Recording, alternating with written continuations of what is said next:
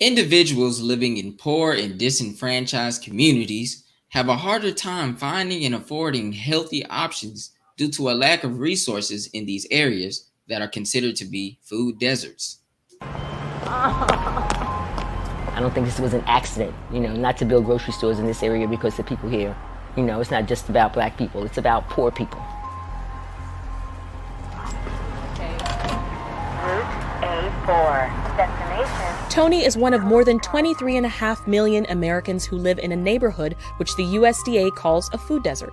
That means they have limited access to healthy, fresh, and affordable food. For Tony, getting groceries requires traveling 2 miles with the help of 2 buses.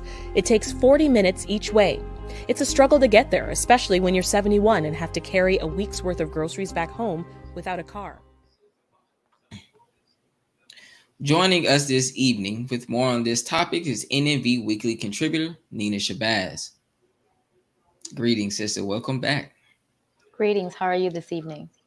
Oh, I'm doing fantastic. How about yourself? I'm doing well. Thank you. It's great. So let's hop right into it. So for those who might not know what the term food desert means, can you provide a brief description? Sure. It's basically what she was describing in the segment, the previous segment, that's saying that a lack of healthy and fresh food options, which includes fruits and vegetables, and for those who consume meat, fresh meat and poultry, and that sort of thing. And so our options are very limited. And as you saw in the clip, they have to travel outside of their neighborhood in order to get a decent option or selection of foods. And so they call them food deserts just because of the sheer deprivation and options, that are limited to, that Black and brown residents are limited to. Absolutely. Yeah, absolutely. Myself, I've also lived in areas where it was a food desert, and I've lived in areas where there were nutritious. Sorry, nutrient rich. That's the word. Right. Nutrient rich markets everywhere, and so I've definitely seen both sides of the spectrum. And have you ever lived in areas where there was a food desert? I have growing up, in the hood, as many of our people have grown up. I will say this. So, I grew up in a very nutrient-rich soil-producing state, which is Florida, which produces everything. And so, most people had fruits and vegetables growing in their yards, and so we could literally go. I had an orange tree, grapefruit tree, plum tree. You could exchange with your neighbor. Hey, I have some bananas, and so, it's one of those things that we didn't, in terms of nutritious, and, fruits and varieties, we had an abundance. So I will say I'm actually, I was fortunate living in a quote unquote, immigrant slash, Black and brown community where people came from the islands, Puerto Rico, Right. Jamaican, and they grew their own foods. And so, when we did have, fruits and vegetables, we did have an abundance, but we did actually drive outside of our neighborhood, to the grocery store for the good stuff, so to speak. Interesting, because I do remember as well back in my hometown, Bermuda, we would have various amounts of fruit trees to our discretion as well.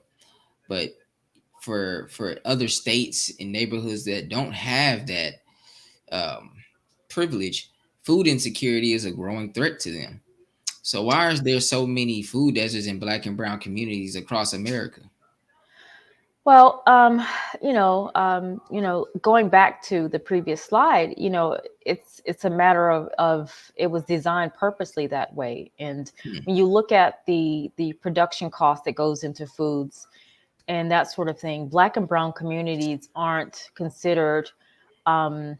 I guess the word I'm looking for is having that expendable income to spend the additional money to pay for the quality of foods that, so many of our other counterparts receive. And so there's actually food delivery trucks, they deliver by zip code. And, your chicken is not the same chicken that, in a certain zip code as you would, if you compare it to a lower income neighborhood. Even if you have the same grocery store, Right. your quality is lacking. And I've actually spoken to some of these food delivery truck drivers, and they have said you can get terminated for distributing food outside of a particular zip code. And so Wow. it is really by design, and it's at a detriment on purpose, to the Black and brown folks. Bottom line is just our health is not a priority. And so that's why you have people traveling outside of their jurisdictions, because they realize the quality lacks in their neighborhood store. Right. Wow. And that's interesting, because I had my first experience with that, or I recognized it with my first experience whenever I went to we have Kroger's out here. So whenever I went to a Kroger's grocery store out here in Texas, in a wealthier area, they had seeded grapes. But Right. back where I was living at, we didn't have seeded grapes. And Right. when I recognized that, I was taking the time out to pay attention to the stock for at least that whole year, because I wanted to know, am I missing out on the stock, or do we just never get seeded grapes? And the whole year that I paid, and even till now, we never receive seeded grapes, seeded watermelons, or higher quality produce. So I definitely recognize that myself. And going back to what you were saying about our health not being a priority, then why are there an abundance of fast food restaurants in these food deserts? Because cheap and processed food is it's easy to make. It costs nothing to make. You can put so many different fillers in it and call it food. When you go out of the country, you travel out of the country, not too long ago, Ireland, they labeled, I believe it was a bun or the bread from Subway. They said this is not considered bread in our country. And Wow. they did not allow bread to come. And so when you go outside of the United States, you see a lot of countries having a severe backlash against allowing things to be imported from the United States, because the health of their citizens are at a much higher priority, as opposed to the almighty dollar cutting costs and just making a profit. And so when you start to look at other countries banning U.S. products and calling our products that we call food, this is not food. This is a product. Even when you look at the sliced cheese, this individually wrapped, it says cheese product, and so it's not called cheese. And so when you look at other countries that have effectively disallowed our products from entering into their country, then that there's not just a problem with the Black and brown community. It's the American people whose health is suffering overall. Right. It's true. Even with the juice, when you look at the package, it will say 10% made with 10% juice, or 5% and 90% sugar, and then be 90% sugar and water, and that's about it. And with these cutting of the costs and producing all of this highly processed foods and serving it to the people, what are some of the health consequences of living in a food desert? Well, I mean, we saw, this really come to fruition even during the pandemic last year, of all of the existing conditions that have laden Black people, diabetes, heart disease, cancer, and that's just a short list. And so we know that obesity carries with it a death sentence, a quicker death sentence. And so when you look at an impoverished community, you look at the poor food choices that are available, you look at quick conveniences, you look at things that we do to pacify some of the things that we suffer through: alcohol, extra sugar consumption. Sugar is a drug. It's highly addictive. Absolutely. And so when you look at those things, and they just kind of compound and kind of create a layer cake of health problems. And Hmm. so those are the consequences of having a food desert. You don't have quality of life or health. Right. We've identified these problems and we've spoken about the consequences to these problems. So, what is the response to tackling this huge problem? What can we do about it? Well, you have a lot of people who are being quite inventive. You have people starting to grow. You start to see a lot more Black farmers coming to, starting to farm. You see a lot more Blacks going to farmers markets, and you even see farmers markets accepting the EBT cards that a lot of our lower income families receive. And so I think that all around, you see people making healthier choices. You see people, skipping meat and cutting meat and things like that out of their diet as a way to combat some of the Mhm. health issues that they suffer. Yeah, absolutely. And real quick, what are some programs and other services that you believe can help combat food insecurity and promote more self-sufficiency? Right. So I think, if we continue to take control, there's a lot more community gardens that are popping up as a response to having the need and the demand for fresh fruits and vegetables. Community gardens are a really good answer that we can use. Even if we live in an apartment, if you have a balcony, you can always just get a few pots and start growing your own food. So you can have, fresh fruits, herbs, and those sorts of things, literally right at your fingertip. And so you'll see the true farm to table, really come into fruition. Well, that's beautiful. That's beautiful. For right now, let us pause for announcements from our sponsors. And then when we return with some information on those combat food deserts, we'll be right back. Be a part of the force that powers truth in journalism. Go to nnvnews.com/donate.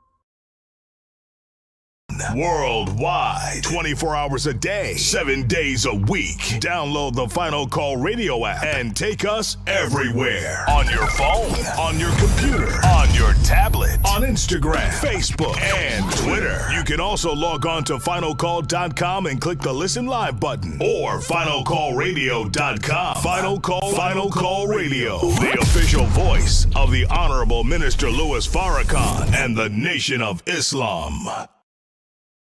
Please share your thoughts with us in the comment section below. Follow us on social media at NNV News, and please subscribe to our YouTube channel at National Network View. I am Nina Shabazz Muhammad with nnvnews.com.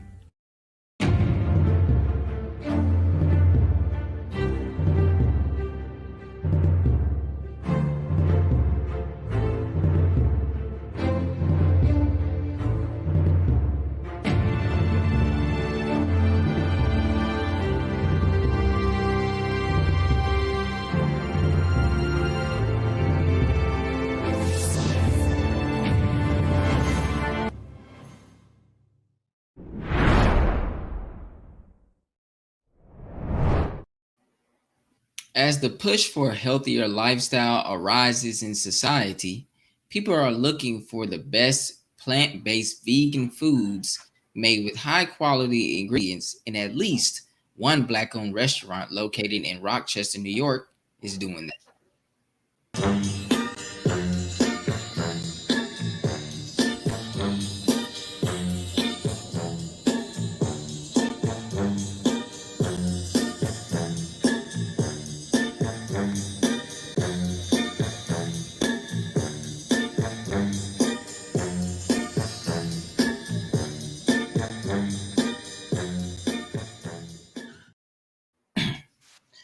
back with us is Nina Shabazz. Welcome back. Thank you. Thank you. Yeah. So, is this establishment vegetarian? It's not vegetarian. It's completely vegan, which means it's completely Mm. plant-based.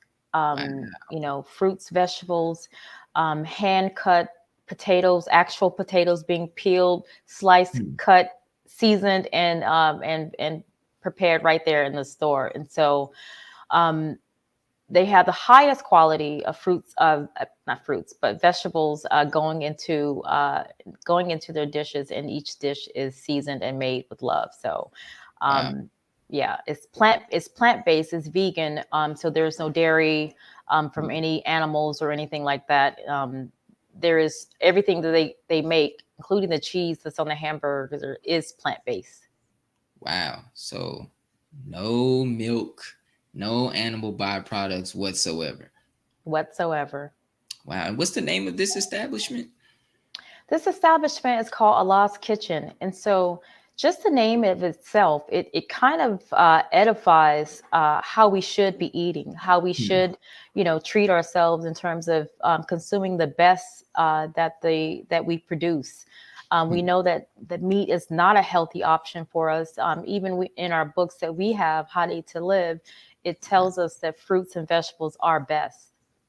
That's right. It's absolutely right. And how long has this restaurant been in operation? And how long? How did it all get started?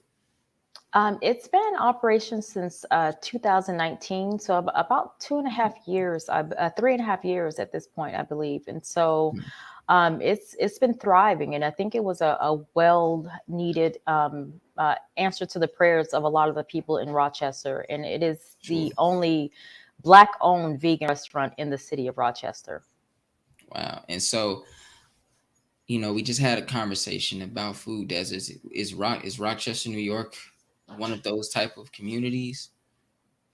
Well, I think any community that has a Black and brown population, you will have a food desert. When you Hmm. go outside into some of the more affluent communities, you'll see that they have a much larger selection in terms of fruits and vegetables, because the community demands it. And so I Hmm. think that, we have gotten complacent in terms of how we have allowed people to treat us, that we haven't demanded more. We elect city officials and, a lot of these do nothing politicians. And, we essentially have tolerated, some of the worst treatment. And so that's why you see a lot of our communities in the conditions that they're in. Yeah, that's right. You said that this establishment was like an answer to the prayers of the people in that community. So why is it important to open the establishment there? Well, because I think that when you have a noble idea, to you look around and you see that there are a lack of options. The Mm. proprietor of this particular establishment, he had a vision of bringing some of the best foods to um, the people of Rochester. And so I Mhm. think that once you start, with your vision, it kind of takes a life of its own. Just Yeah. today, he had a customer appreciation day where he gave out free food, Mm. and people approached him with tears in their eyes and say, "You Wow. don't understand how this meal has impacted my life for today.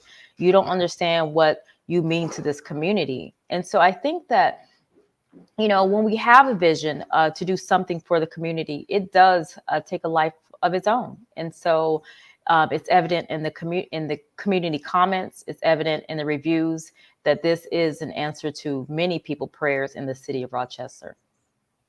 Wow, that's beautiful. For the people out there in the community to, show their gratitude for his work and to express how, his work and his food has really impacted them.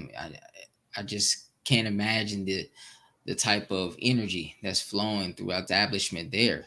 What are a few examples of the products and healthy foods that are provided?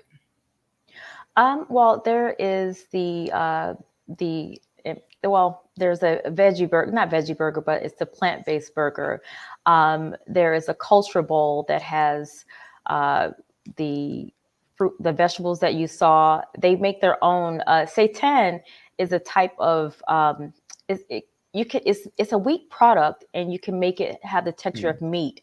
And so for those who do not eat soy, because soy does throw up the your hormones,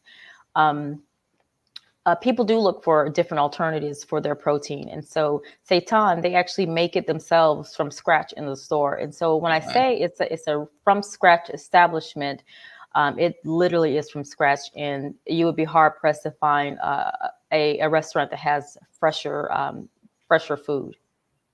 Wow. Absolutely. And, our people seem to be hungry, if you will, pun intended, Right, for better right. quality food and better nutrition, and more are turning to healthier lifestyles that forego meat and other traditional foods that cause health problems in the Black community. Are you noticing this trend? I am noticing this trend. I follow a lot of different food pages. I'm a bit of a foodie myself. Haven't quite made the complete leap to veganism. I do stay to more of a vegetarian lifestyle. So because I do still have my guilty pleasure of ice cream, and so I like salmon. But I do see that a lot of especially in when you look at our community, more of our people are starting to do garden clubs. And so I think that, when you look at the success of an Allah's Kitchen, when you look at the success of, there's an establishment in Atlanta, I don't want to use the name, but it's called Slutty Vegan. Oh, yes, yeah. Sorry, it's a little harsh on the on our listeners, but she has lines that are wrapped around the building. And so I think that what we're seeing is that this is not just a fad. I think a lot of our people are really starting to take their health a lot more seriously. You start to see a lot more Black-owned yoga studios that are coming. You start to see a lot more, so I think our people in general are just really understanding that, health is wealth. I mean, health is the wealthiest thing that you can have. And once your health deteriorates, you're no good to anyone or yourself. So I think that, the best thing to do is to preserve your health, as opposed to the costlier intervention of having to repair it once it's gone. No, absolutely. And, you mentioned about our people are really beginning to understand that health is wealth, and that if they deteriorate and fade away, then it means nothing. We mentioned before that we've gotten so complacent with being treated the way that we're being treated, and having the restaurants and the markets that we have in our communities. Do you feel like, Black people opening up these vegan restaurants and making it taste better, and that is kind of causing people to start to demand more from our community leaders? Absolutely. Even when you look at the fact that, at one point, this, people were looking at veganism as kind of maybe, a fad or something like that, or something that will kind of fade away in popularity. It has proved to only grow in terms of popularity, because I think that people demand it. And so once you see a lot more establishment, I mean, when you see chain restaurants such as TGI Fridays offering Beyond Meat burgers and stuff like that, Yeah. I think they see that this is the public has spoken.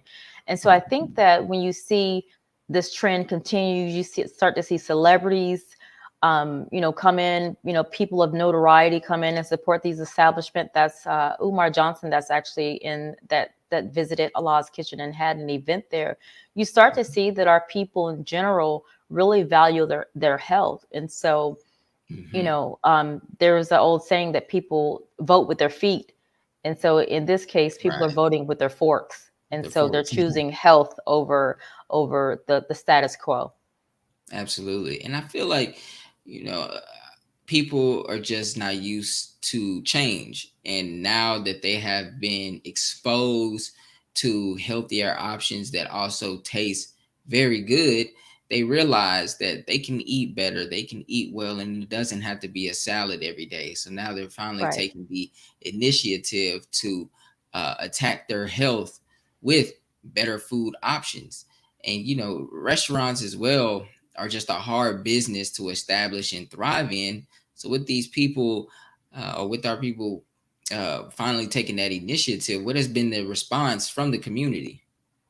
Well, there's some images also, and I think if we can add the clip to hit the Facebook page, there have been lines down the sidewalk during the pandemic in order to get this food. And so, I think that, like I was telling you, the response has been overwhelming.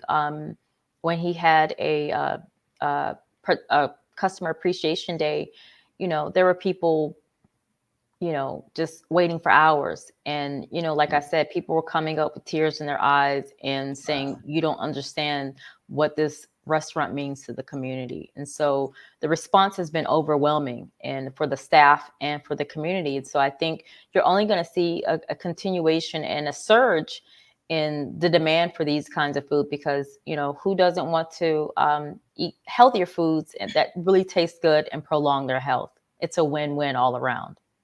Absolutely. Absolutely. We definitely have to strive to eat to live. And, as we're eating to live, it doesn't have to be boring. It can definitely taste good.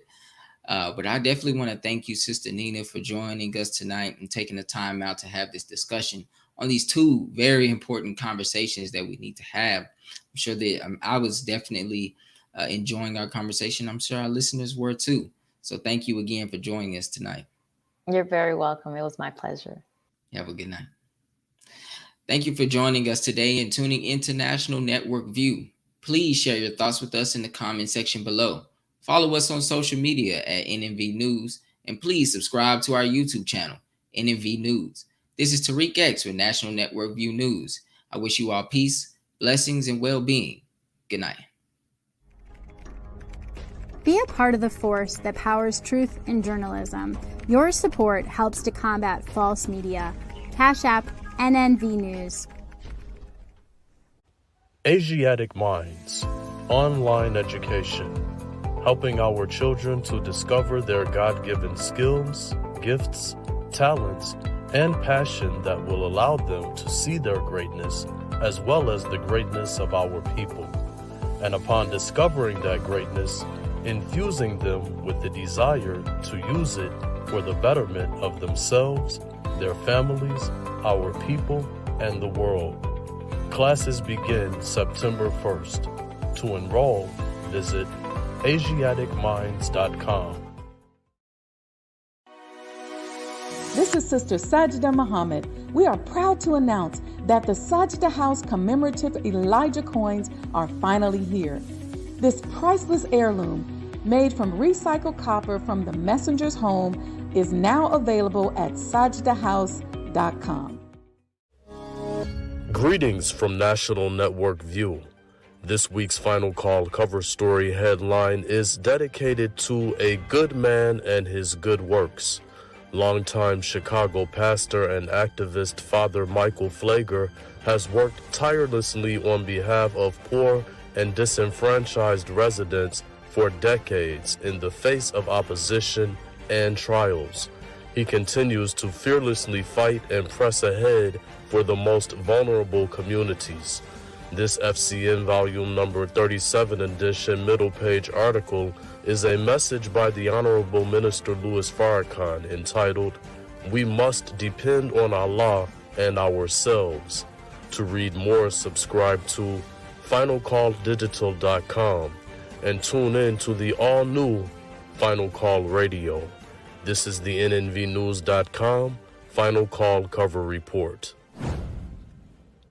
Please make sure you leave your comments and questions in the comment section below. Follow us on Facebook, National Network View, and make sure to check us out on Twitter as well, National Network View. This is Sergio Gutierrez with National Network View, signing off.